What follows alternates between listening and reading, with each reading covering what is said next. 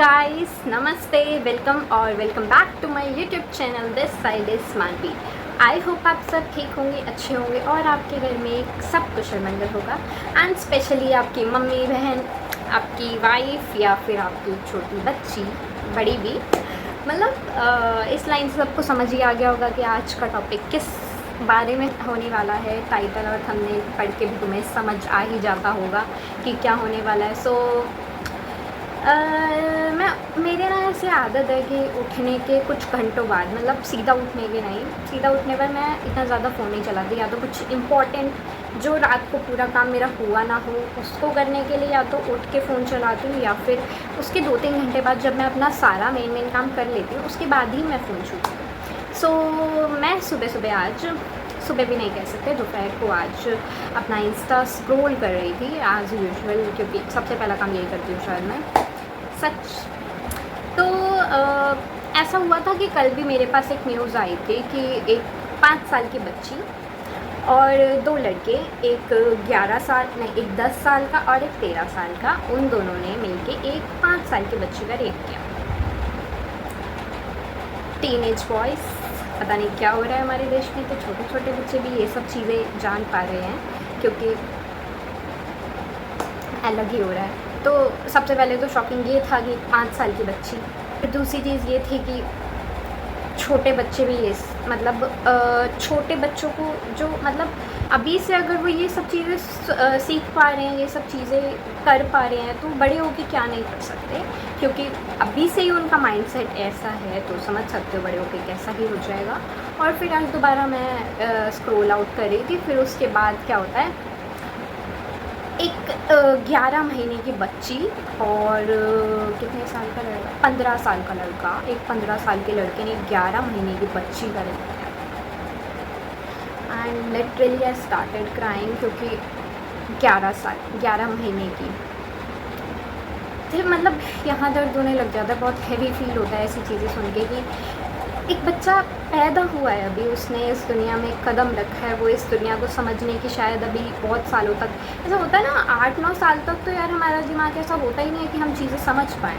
और अभी वो 11 महीने की यार बच्ची, 1 साल की भी 11 महीने की, वो क्या समझ पा रही होगी उस चीज़ को, उस पर क्या बीत रही होगी, उसने कैसे हैंडल किया होगा वो सब, उस सिचुएशन को कैसे, मतलब मैं तो सोच भी नहीं सकती ऐसा कुछ यार, कि उसके लिए कितना ज़्यादा लाइफ टाइम ट्रॉमा बनने वाली है ये चीज़, और बहुत अफेक्ट करती है। और तो आज हम इसी बारे में बात करने वाली हैं, क्योंकि मुझे ऐसा लगता है कि मैं इस टॉपिक को लेकर बहुत ज़्यादा उस टाइम सीरियस हो गई थी, और फिर उसके बाद शाम को रोज़ शाम को मैं सोचती हूँ कि आज मैं किस टॉपिक पे वीडियो बनाऊँ, तो मुझे बार बार वही चीज़ याद आ रही है सुबह से।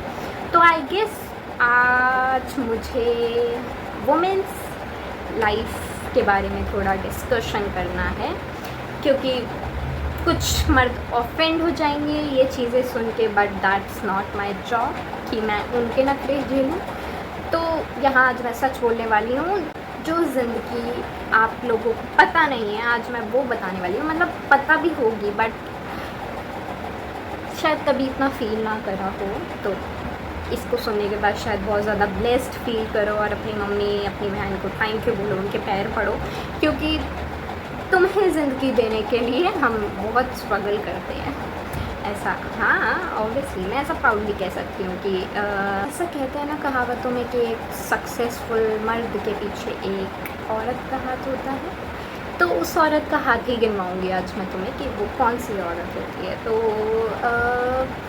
मेरा एक मेल फ्रेंड था, अब हमारा इतना कांटेक्ट नहीं है कुछ, बट मुझे उसकी मम्मी से, मतलब ऐसा रहा है, मुझे अपने सारे दोस्तों की मम्मी से बहुत अच्छा कनेक्शन बनाना पसंद है, क्योंकि मेरी ज़्यादा लोगों की मम्मियों से बनती कह सकते हैं ऐसा, क्योंकि मेरा एक अलग ही अलग नज़रिया है।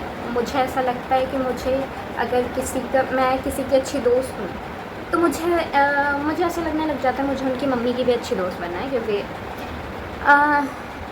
मम्मियों को लेके मेरा थोड़ा अलग ओपिनियन है। मेरे को मम्मियाँ ज़्यादा पसंद है सबकी ही, और सबकी मम्मियों की मैं बहुत ज़्यादा रिस्पेक्ट करती हूँ। तो एक सॉफ्ट कॉर्नर है मेरे दिल में मम्मियों के लिए कि उनको मैं थोड़ा सा स्पेशल फ़ील कराता हूँ, बस ऐसा, बाकी कुछ नहीं। उसकी मम्मी एकदम हीरा मम्मी, मतलब वो एक दिन लंच ना लाए तो उसकी मम्मी पागल होके, मतलब कि बाद में जब हमारा लंच होता था तो जो आंटी थी, मतलब बाहर जो गार्ड वगैरह होते हैं उनको लंच दे जाती थी उसकी मम्मी। बहुत हीरा औरत नहीं होती यार, मतलब बहुत ज़्यादा केयरिंग मम्मी वैसी।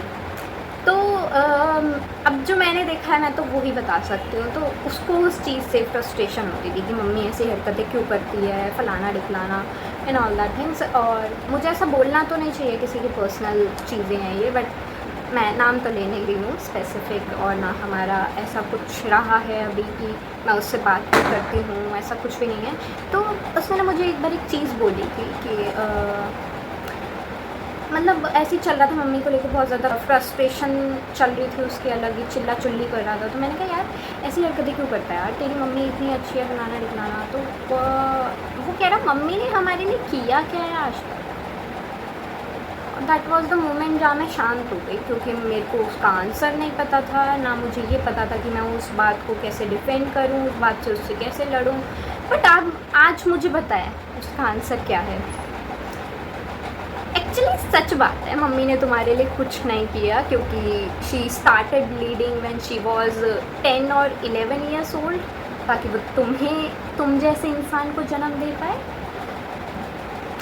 मैं अभी किसी की मम्मी नहीं हूँ, but I am a women, और आई कैन से कि पूरा हार्ट अटैक वाला दर्द हर महीने सहना इज़ नॉट ईजी, और वो भी 10-11 साल की उम्र से। When I got my first periods, तो मेरे लिए कुछ टेरिफाइंग था बहुत ज़्यादा वो। मैं उस चीज़ से महीनों तक नहीं निकल पाई थी, और दैट सिचुएशन वॉज समथिंग कि मेरे मोहल्ले में सबको पता चल गया था कि I got my first periods, क्योंकि मेरी शक्ल ही ऐसी बन गई थी यार। मेरे घर में सबको पता चल गया था, सब मुझे ऐसे सिंपैथी दे रहे, कोई बात नहीं कोई बात नहीं, सबके साथ होता है। नहीं, सबके साथ नहीं होता, हम ही हैं जिनके साथ होता है, लड़कों के साथ है। मतलब मैं अभी भी ये नहीं कह रही कि लड़कों की लाइफ ईजी होती है, तो इस बात से बिल्कुल ऑफेंड मत होना। मैं बस बता रही हूँ कि हमें बोला जाता है नॉर्मल है, पर मेरे को जब मैं 11 साल की थी तब से पीरियड्स हो रहे हैं, और आज मैं 17 साल की हूँ, और मैंने आज तक भी एक बार भी मेरे दिमाग में ये ख्याल नहीं आया कि ये चीज़ नॉर्मल है। मैंने कभी फील नहीं करा कि इट्स नॉर्मल, क्योंकि ये नॉर्मल नहीं है। It's not normal. तुम्हें पता नहीं होता तुम्हारी बॉडी में क्या चल रहा होता है। एक 11 साल की बच्ची को नहीं पता था कि उसके पूरे कपड़ों पे ऐसे ब्लीडिंग क्यों लगी है, उसको नहीं पता था यार। और बहुत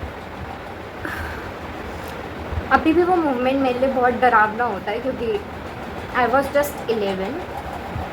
तो जब भी मैं उस बारे में सोचती हूँ तो मेरे को बहुत डर सा लग जाता है, क्योंकि वो सिचुएशन ही ऐसी थी। मेरी पूरी बेडशीट, मेरे पूरे कपड़े, सब कुछ रेड कलर में हो गए थे, एंड मेरे को पता ही नहीं चल रहा था व्हाट वाज दैट। मतलब एक्चुअली मेरी मम्मी ने बताया था मुझे पीरियड्स होते हैं, बट वो चीज़ बहुत अलग थी जो हुई। जो मुझे इन्फॉर्मेशन जितनी थी उस चीज़ के बारे में, आई नेवर एक्सपेक्टेड कि वो ऐसा कुछ दिखता होगा। और आज भी कितने साल हो गए मेरे को, 7-8 ईयर्स समथिंग, और आज भी 7-8 ज़्यादा बोल दिया, 6 साल। तो आज भी मैं ऐसा बोल रही हूँ, सबके सामने बोल रही हूँ, क्योंकि मैं इस चीज़ से कुछ अशेम्ड फील नहीं करती। तो आज भी a part of me is scared of that thing, कि मतलब जब भी ऐसा होता है ना, मुझे ऐसा होता है, हमारे तो 10-15 दिन पहले से एग्जाम्स आने चालू हो जाता है। जब वो साइंस चालू होते हैं तो मेरे दिल में एक अलग डर होता है कि मैं उस चीज़ को कैसे फेस कर पाऊँगी, कैसे करूँगी, कैसे मैनेज करूँगी, कैसे अपना काम भी संभालूँगी, कैसे नॉर्मल एक्ट करूँगी, कैसे लोगों पे गुस्सा नहीं करूँगी, कैसे लोगों पे चिल्लाऊँगी नहीं, कैसे उस दर्द को सह लूँगी। बस ये चीज़ें दिमाग में चल रही होती है, एंड आई डोंट नो कि इस चीज़ को कैसे डिफ़ाइन करूँ मैं एक लड़के के साथ। मतलब एक लड़के के सामने मैं ये दर्द कैसे डिफ़ाइन करूँ। मतलब मैं बोल भी देती हूँ अपने मेल फ्रेंड्स से कि आई गॉट माई पीरियड्स वगैरह वगैरह, but I can't define the pain in front of any boy, क्योंकि you think it's normal but it's terrifying.